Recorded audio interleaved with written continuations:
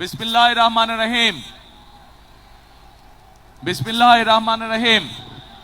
আজকের ঢাকা 16 আসনের এই নির্বাচনী জনসভায় উপস্থিত প্রিয় মুরব্বীবর্গ, এলাকাবাসী, ভাই বোনেরা, প্রিয় মা বোনেরা, আমার সহকর্মীবৃন্দ, আসসালামু আলাইকুম।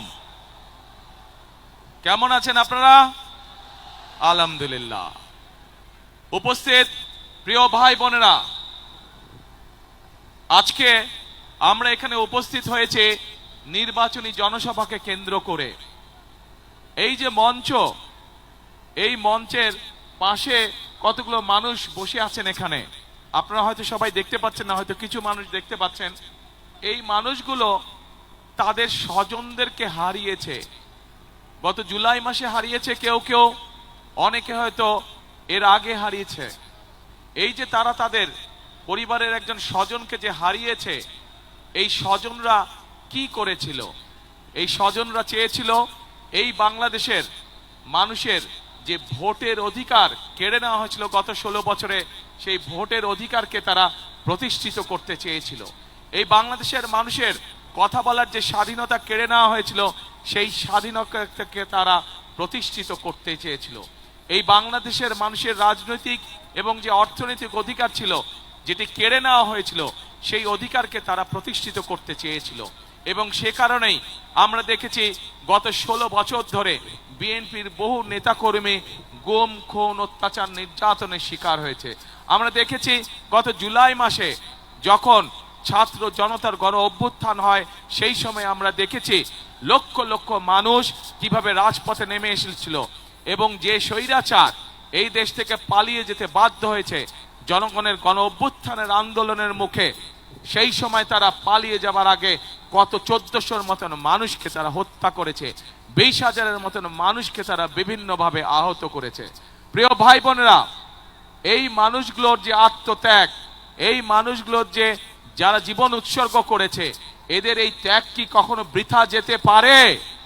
আমরা যারা বেঁচে আছি আলহামদুলিল্লাহ আল্লাহর রহমতে, আমরা কি কখনো এই তাদের এই ত্যাগগুলো বৃথা যেতে দিতে পারে? আমরা বৃথা যেতে দিতে পারি না প্রিয় ভাই বোনেরা। এখন যদি বৃথা যেতে দিতে না হয়, তাহলে আমরা যারা পেছনে রয়ে গেছে আমাদের কি করতে হবে? আমাদের দুটো কাজ প্রিয় ভাই বোনেরা। একটি কাজ হচ্ছে, যেই অধিকার আদায়ের জন্য ওই মানুষগুলো জীবন দিয়েছে, পঙ্গুত্ব বরণ করেছে কেউ কেউ, সেই অধিকার আমাদের আদায় হওয়ার সময় হয়ে এসেছে। অর্থাৎ 12 তারিখ যেই নির্বাচনের জন্য বাংলাদেশের মানুষ এক যুগেরও বেশি সময় ধরে অপেক্ষা করেছে, যে নির্বাচনের মাধ্যমে বাংলাদেশের মানুষ তাদের অধিকার প্রয়োগ করতে চায়, যে নির্বাচনের মাধ্যমে বাংলাদেশের মানুষ তাদের মতামত তুলে ধরতে চায়, সেই নির্বাচন আমাদের সামনে উপস্থিত এবং জনগণ সেদিন 12 তারিখে তাদের সেই অধিকার প্রয়োগ করবে। এবং একই সাথে প্রিয় ভাই বোনেরা, এই যে মানুষগুলো যারা জীবন উৎসর্গ করেছে, যারা শহীদ হয়েছে, যারা পঙ্গুত্ব বরণ করেছে, অত্যাচার নির্যাতন সহ্য করেছে হাজারো লক্ষ মানুষ, এই মানুষগুলোর আরেকটি প্রত্যাশা ছিল। এই যে এখানে আজকে ধানের শীষের প্রার্থী আমিনুল একটু আগে আপনাদের এলাকার যেই সমস্যা বলে গেল, এরকম সমস্যা এই এলাকায় ঢাকা 16-তে যেমন আছে, ঢাকা মহানগরীতে যেমন আছে, সমগ্র বাংলাদেশের মানুষের বিভিন্ন সমস্যা আছে। কর্মসংস্থানের সমস্যা আছে, নারীদের অধিকার প্রতিষ্ঠিত করার সমস্যা আছে, আমাদের তরুণ যুবক ভাই বোনদের কর্মসংস্থানের সমস্যা আছে, শিক্ষার্থীরা আগামী দিনের প্রজন্ম যারা শিক্ষার্থী তাদের শিক্ষার বিষয়ে সমস্যা আছে। এখানে আমিনুল হাসপাতালের কথা বলেছে, সমগ্র বাংলাদেশের জেলা, উপজেলা, গ্রাম পর্যায়ে মানুষের স্বাস্থ্য সুবিধা নিশ্চিত করার সুবিধা আছে। অর্থাৎ এক কথায় আমরা দেখেছি গত 16 বছরে কিভাবে মেগা প্রজেক্ট হয়েছে, কিন্তু মানুষের ভাগ্যের মেগা পরিবর্তন হয়নি, বরং আমরা দেখেছি মেগা প্রজেক্টের নামে মেগা দুর্নীতি হয়েছে, কিন্তু মানুষের ভাগ্যের পরিবর্তন হয়নি। কিছু সংখ্যক মানুষের ভাগ্যের পরিবর্তন হয়েছে। প্রিয় ভাই বোনেরা, আজ সময় এসেছে দেশ এবং দেশের মানুষের আমাদেরকে ভাগ্যের পরিবর্তন করতে হবে। এবং সে কারণেই আপনারা নিশ্চয়ই দুদিন আগে দেখেছেন, বাংলাদেশ জাতীয়তাবাদী দল বিএনপির পক্ষ থেকে সমগ্র দেশের মানুষের সামনে আমরা আমাদের দলের ম্যানিফেস্টো উপস্থাপন করেছি। সেখানে আমরা নারীদেরকে কিভাবে আমরা সামনে এগিয়ে নিতে চাই, সেখানে আমরা ছাত্রদের লেখাপড়ার জন্য কি ব্যবস্থা করতে চাই, সেখানে আমরা উল্লেখ করেছি কিভাবে আমরা বেকারদের কর্মসংস্থানের ব্যবস্থা করতে চাই, সেখানে আমরা উল্লেখ করেছি কিভাবে আমাদের 40 লক্ষ প্রতিবন্ধী মানুষ আছে সারা দেশে, তাদের পাশে আমরা দাঁড়াতে চাই। সেখানে আমরা উল্লেখ করেছি যে কিভাবে আমরা আমাদের কৃষক ভাইরা যারা পরিশ্রম করে আমাদের খাদ্যের যোগান দেন, সেই কৃষক ভাইদের পাশে আমরা দাঁড়াতে চাই। সেখানে আমরা সুন্দরভাবে উল্লেখ করেছি আপনাদের এলাকার সন্তান আমিনুল যেমন একজন প্রফেশনাল খেলোয়াড়, শুধু আমিনুল একা কেন হবে, আমিনুল মতো আরো শত শত আমিনুল কিভাবে আমরা তৈরি করতে পারি দেশে, সেটির উল্লেখ আমরা করেছি। প্রিয় ভাই বোনেরা, এখন প্রিয় ভাই বোনেরা, আমাদের সামনে একটি বিশাল বড় কাজ আছে। 12 তারিখে আমাদেরকে সঠিকভাবে নির্ধারণ করতে হবে, নির্বাচিত করতে হবে যে কাদেরকে দিয়ে আমরা দেশ পরিচালনার দায়িত্ব করব। একই সাথে প্রিয় ভাই বোনেরা, আপনাদের সামনে একটি রাজনৈতিক দল হিসাবে আমরা আমাদের কর্ম পরিকল্পনা উপস্থাপন করেছি। আজকে এই জনসভায় দাঁড়িয়ে আপনাদের সামনে হয়তো আমি আমাদের যে রাজনৈতিক প্রতিপক্ষ তাদের সম্পর্কে হয়তো আমি অনেক কথা বলতে পারতাম, তাদের সম্পর্কে হয়তো আমি অনেক গীবত গাইতে পারতাম, কিন্তু আমি যদি প্রতিপক্ষ সম্পর্কে বা কারো সম্পর্কে যাই বলি না কেন, তাতে কি জনগণের কোনো লাভ হবে? প্রিয় ভাই বোনেরা, জনগণের কোনো লাভ হবে না। আজকে সময় এসেছে, আমরা আন্দোলন করেছি, সংগ্রাম করেছি, আমাদের বহু সহকর্মী সহ অরাজনৈতিক বহু ব্যক্তি বিভিন্নভাবে গত 1 যুগেরও বেশি সময় ধরে নির্যাতিত হয়েছেন, অত্যাচারিত হয়েছেন, নিজেদের জীবন উৎসর্গ করেছেন। আমরা আমাদের সেই মহেন্দ্রক্ষণে উপস্থিত হয়েছি যেখানে আমরা নিজেদের রায় দিয়ে জনগণের সরকার প্রতিষ্ঠিত করতে পারবো। পরবর্তী ধাপ হচ্ছে এই দেশকে পুনর্গঠন করা, এই দেশের মানুষের ভাগ্যের পরিবর্তন করা। এটি হবে আমাদের একমাত্র সামনের লক্ষ্য, এটি হবে আমাদের একমাত্র উদ্দেশ্য। প্রিয় ভাই বোনেরা, সেই জন্য আসুন আজকে ধানের শীষের পক্ষ থেকে, বিএনপির পক্ষ থেকে আমি আপনাদের সামনে হাজির হয়েছি। আজকে আমরা আপনাদের সামনে আমাদের পরিকল্পনাগুলো উপস্থাপন করেছি। আমরা বলেছি যে আমরা আপনাদের সমর্থনে আল্লাহর রহমতে সরকার গঠনে সক্ষম হলে দেশনেত্রী বেগম খালেদা জিয়া যতবার দেশ পরিচালনার সুযোগ পেয়েছিলেন, উনি চেষ্টা করেছিলেন, উনি ব্যবস্থাও নিয়েছিলেন এই দেশের নারীরা যাতে শিক্ষিত হতে পারে, এবং সেই জন্যই স্কুল পর্যায় থেকে দ্বাদশ শ্রেণী পর্যন্ত উনি নারীদের শিক্ষা ব্যবস্থা, মেয়েদের শিক্ষা ব্যবস্থা ফ্রি করেছিলেন। প্রিয় ভাই বোনেরা, সমগ্র বাংলাদেশে দেশনেত্রী খালেদা জিয়ার সেই পলিসির কারণে লক্ষ কোটি নারী আজ শিক্ষার আলোয় আলোকিত হয়েছে। কিন্তু এই নারীদেরকে আমরা অর্থনৈতিকভাবে স্বাবলম্বী করে গড়ে তুলতে চাই। আজকে বাংলাদেশের টোটাল জনসংখ্যার অর্ধেক হচ্ছে নারী, মা বোনেরা আমাদের। তাদেরকে যদি আমরা স্বাবলম্বী করে গড়ে তুলতে না পারি, আমরা যতই পরিকল্পনা গ্রহণ করি কেন না কেন, দেশকে সামনের দিকে নিয়ে যাওয়ার জন্য আমরা কোনো কিছুতেই সফল হতে পারবো না। প্রিয় ভাই বোনেরা, সেজন্যই আমরা সিদ্ধান্ত গ্রহণ করেছি আপনাদের সমর্থনে আল্লাহর রহমতে বিএনপি আগামীতে সরকার গঠন করলে আমরা সারা দেশে প্রত্যেকটি গৃহিণীর কাছে, প্রত্যেকটি মায়ের কাছে আমরা ফ্যামিলি কার্ড পৌঁছে দিতে চাই। যেই ফ্যামিলি কার্ডের মাধ্যমে, যেই ফ্যামিলি শহর গ্রাম প্রত্যেকটি জায়গায় খেটে খাওয়া মানুষ যারা আছেন, সেই নারীদের কাছে, সেই মাদের কাছে, সেই গৃহিণীদের কাছে আমরা এই ফ্যামিলি কার্ড পৌঁছে দিতে চাই, এবং এই ফ্যামিলি কার্ডের মাধ্যমে আমরা তাদের কাছে সরকারের পক্ষ থেকে একটি নির্দিষ্ট পরিমাণ সহযোগিতা পৌঁছে দিতে চাই, যাতে করে ধীরে ধীরে আমাদের এই মা বোনেরা ধীরে ধীরে স্বাবলম্বী হয়ে উঠতে পারেন। প্রিয় ভাই বোনেরা, আমরা একটু আগে আমি বলেছি যে আমাদের কৃষক যদি ভালো থাকে, আমাদের দেশের মানুষ তাহলে ভালো থাকবে, এবং সে কারণে আমরা সিদ্ধান্ত গ্রহণ করেছি যে আমরা সরকার গঠনে ইনশাল্লাহ আপনাদের রহমতে, আপনাদের দোয়া আল্লাহর রহমতে, আপনাদের সমর্থনে 12 তারিখে সরকার গঠনে আমরা সক্ষম হলে আমরা এই কৃষক ভাইদের পাশে দাঁড়াবো, এবং মা বোনদের হাতে যেভাবে আমরা ফ্যামিলি কার্ড পৌঁছে দিব, একইভাবে আমরা কৃষক ভাইদের কাছে কৃষি কার্ড নামে একটি কৃষক কার্ড পৌঁছে দিতে চাই, যার মাধ্যমে আমরা সরাসরি কৃষক ভাইদের কাছে তাদের প্রয়োজনীয় শস্য, বীজ, কীটনাশক সকল প্রয়োজনীয় জিনিস যাতে আমরা পৌঁছে দিতে পারি। এবং শুধু তাই নয়, এর মধ্যে আমরা হিসাব নিকাশ করে দেখেছি যে আমাদের এই কৃষক ভাইদেরকে সহযোগিতা করার জন্য আমরা সিদ্ধান্ত গ্রহণ করছি। এখানে বহু ভাই বোন উপস্থিত আছেন যাদের পরিবারের কেউ না কেউ কোনো না কোনো গ্রামে বাস করছেন এবং কৃষি কার্যের সাথে জড়িত আছেন, না এরকম অনেকে বিভিন্নভাবে কৃষি কার্যের সাথে জড়িত। প্রিয় ভাই বোনেরা, আমরা সিদ্ধান্ত গ্রহণ করেছি যে বিএনপি ইনশাল্লাহ 12 তারিখে সরকার গঠন করলে পরে সমগ্র বাংলাদেশে যত কৃষক ভাই আছে যাদের কৃষি ঋণ আছে 10,000 টাকা পর্যন্ত, তাদের সেই কৃষি ঋণ আমরা সুদ সহ ইনশাল্লাহ মওকুফ করে দেব সরকারের পক্ষ থেকে। প্রিয় ভাই বোনেরা, এই এলাকায় আপনাদের সন্তান ধানের শীষের প্রার্থী আমিনুল একটু আগে বলেছে, এই এলাকার যারা দুস্থ মানুষ আছেন, খেটে খাওয়া মানুষ যারা আছেন, সেই মানুষগুলোর জন্য হাসপাতালের প্রয়োজন, চিকিৎসার প্রয়োজন।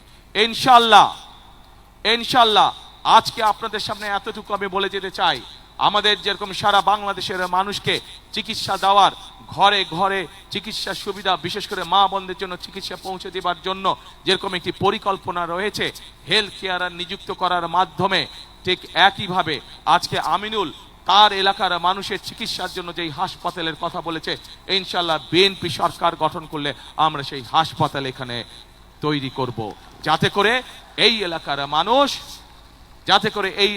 মানুষ দূরে যেতে না হয়, তার নিজের এলাকার মধ্যে যাতে করে তারা চিকিৎসা সুবিধা পেতে পারে। প্রিয় ভাই বোনেরা, সমগ্র বাংলাদেশে আমাদের আরেকটি বিরাট সমস্যা রয়ে গিয়েছে।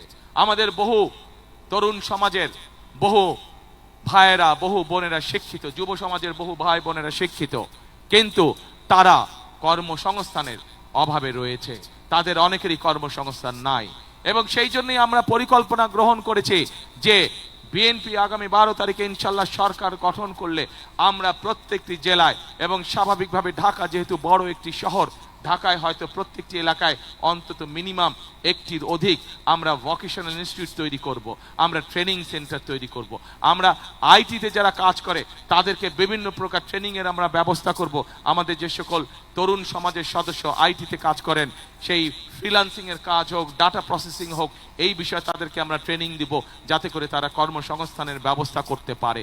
একই সাথে ভোকেশনাল ইনস্টিটিউটের মাধ্যমে আমাদের যেসব বেকার তরুণ ভাই বোনেরা আছে তাদেরকে আমরা ট্রেনিং দিব যাতে করে তারা নিজেদের কর্মসংস্থান, ছোট ব্যবসা তৈরি করতে পারে, অথবা বিদেশে চাকরি বাকরির ব্যবস্থা করে নিয়ে যেতে পারে। প্রিয় ভাই বোনেরা, বাংলাদেশের বহু মানুষ, প্রায় 1.5 কোটি মানুষ বিদেশে প্রবাসী হিসাবে বসবাস করছে, এবং তারা সেখানে কষ্টার্জিত বৈদেশিক মুদ্রা আমাদেরকে দেশে পাঠাচ্ছে যাতে আমরা এই দেশের মানুষের ভাগ্যের পরিবর্তনের জন্য সেগুলো দিয়ে কাজ করতে পারি।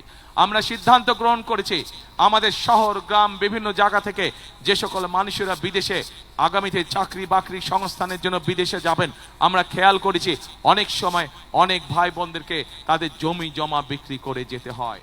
আমরা সিদ্ধান্ত গ্রহণ করেছি এই জমি জমা যাতে তাদেরকে বিক্রি করতে না হয়, তাদের যেই চাকরি সংস্থান হবে বিদেশে, তার জন্য আমরা সহজ শর্তে স্বল্প ঋণের সুবিধা তাদেরকে দিব, যাতে করে সেই ঋণের সুবিধা দিয়ে তারা যেতে পারেন, যাতে করে তাদের বাপ বিটার পৈতৃক ভিটা যাতে বিক্রি করতে না হয়। এখন প্রিয় ভাই বোনেরা, এই এলাকায় জলবদ্ধতা একটি সমস্যা আছে।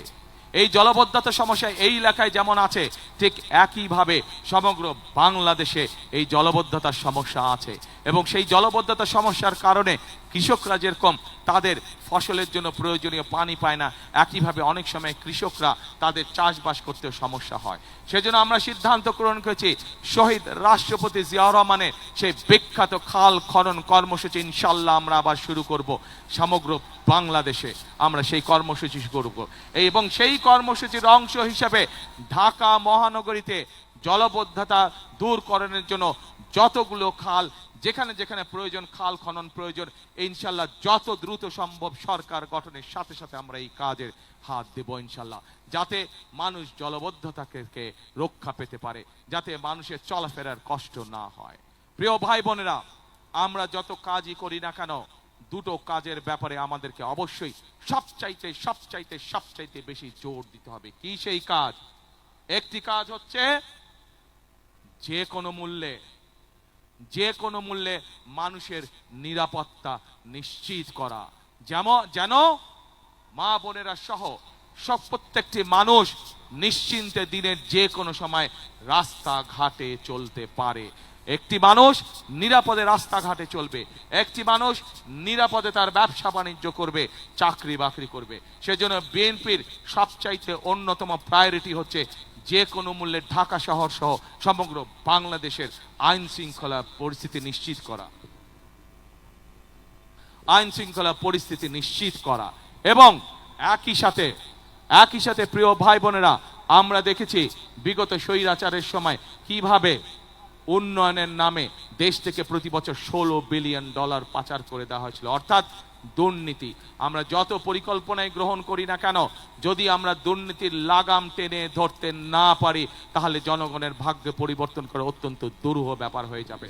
সেজন্য আমরা সিদ্ধান্ত করেছি যে কোনো মূল্যে আমাদের যত পরিকল্পনা আমরা করেছি সেগুলোকে বাস্তবায়নের জন্য, সেগুলোর সুফল যাতে জনগণের ঘরে পৌঁছতে পারে, তার জন্য আমরা দুর্নীতি এবং আইন শৃঙ্খলা রক্ষা যে কোনো মূল্যে জনগণের জন্য, এই দেশের জন্য আমরা নিশ্চিত করব। এটি আমাদের সর্বোচ্চ সিদ্ধান্ত। আমাদের প্রিয় ভাই বোনেরা, আমি ঢাকা 17 থেকে নির্বাচন করছি। আমি ঢাকা 17 যেই অঞ্চলটি, সেই অঞ্চলেই আমি ছোটবেলা থেকে বড় হয়েছি। আমি ওই এলাকারই সন্তান। ঢাকা 17-র পাশে আপনাদের এই এলাকা ঢাকা 16। ঢাকা 17 এবং ঢাকা 16-তে একটি কমন সমস্যা রয়ে গিয়েছে। বহু মানুষ আছেন যাদেরকে প্রতি মুহূর্তে একটি দুশ্চিন্তার মধ্যে থাকতে হয়। এই এলাকা, এই সমস্যা আমার ঢাকা 17-তেও আছেন। বেশ কয়েকটি এলাকা আছে যেখানে মানুষ নিশ্চিন্তে থাকতে পারে না, কিন্তু তাদেরকে প্রতি মুহূর্তে দুশ্চিন্তার মধ্যে থাকতে হয়। আমি সিদ্ধান্ত নিয়েছি, আমাকে আল্লাহর রহমতে আল্লাহ যদি আমাকে সুযোগ দেন, তাহলে সেই মানুষগুলোর জন্য আমি আমার ঢাকা 17 এলাকায় স্থায়ী বসবাসের ব্যবস্থা করব, দেশের আইনগত ভিত্তি দিয়ে। একইভাবে আজ এই এলাকাতেও একই সমস্যা রয়ে গেছে, যা আপনাদের সন্তান আমিনুল, আমাদের ধানেশীর প্রার্থী, একটু আগে তার বক্তব্যে বলেছে।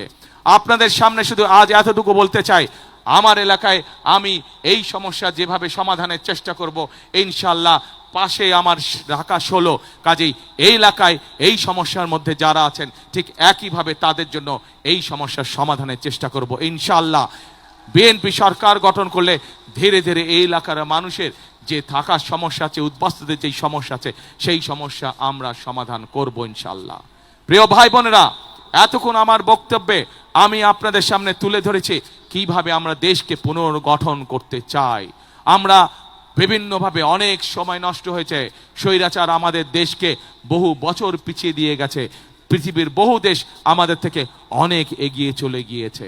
এখন প্রিয় ভাই বোনেরা, আমাদের সামনে যে কোনো মূল্যে আমাদেরকে পরিশ্রম করতে হবে, যে কোনো মূল্যে আমাদেরকে আমাদের দেশকে গড়ে তুলতে হবে। কারণ আপনারা, আমরা সকলে, এই দেশই হচ্ছে আমাদের প্রথম, এই দেশই হচ্ছে আমাদের শেষ ঠিকানা। আপনাদের সকলের পরিষ্কার মনে আছে, দেশনেত্রী বেগম খালেদা জিয়াকে বিভিন্ন রকম প্রস্তাব দেওয়া হয়েছিল যে উনি যাতে বিদেশে চলে যান, কিন্তু দেশনেত্রী খালেদা জিয়া জেল জুলুম স্বীকার করে, মৃত্যু অবধারিত জেনেও উনি এই দেশের মানুষকে, অর্থাৎ আপনাদেরকে ফেলে উনি যাননি। জীবনের শেষ দিন পর্যন্ত উনি আপনাদের সাথে ছিলেন। প্রিয় ভাই বোনেরা, সেই জন্যই এই দেশকে আমাদের গঠন করতে হবে, যাতে এই দেশের সন্তানরা সুশিক্ষা পায়। এই দেশকে গঠন করে গড়ে তুলতে হবে যাতে এই দেশের মানুষ এই দেশেই কম বেশি সহজেই চিকিৎসা পায়। এই দেশকে আমাদের গড়ে তুলতে হবে, পুনর্গঠন করতে হবে, যাতে এই দেশের সন্তানেরা লেখাপড়া শেষ করার পরে এই দেশেই তাদের ব্যবসা বাণিজ্য কর্মসংস্থানের ব্যবস্থা করতে পারে। এই দেশকে আমাদের গড়ে তুলতে হবে, এই দেশের মা বোনেরা যাতে এই দেশের স্বাবলম্বী হয়ে দেশ গঠনে ভূমিকা রাখতে পারে। প্রিয় ভাই বোনেরা, আজ একটি রাজনৈতিক দল হিসেবে, রাজনৈতিক দলের কর্মী হিসাবে আমি আপনাদের সামনে উপস্থিত হয়েছি আমার দলের পক্ষে ভোট চাওয়ার জন্য। এবং সেই ভোট শুধু ভোট চাওয়ার জন্য চাইছি না, আমি আজ আপনাদের সামনে আমি পরিকল্পনা উপস্থাপন করেছি আমরা দেশ এবং দেশের মানুষের জন্য কি করতে চাই। এতক্ষণ আমার বক্তব্যে আমি সেই কথাগুলো আপনাদের সামনে তুলে ধরেছি।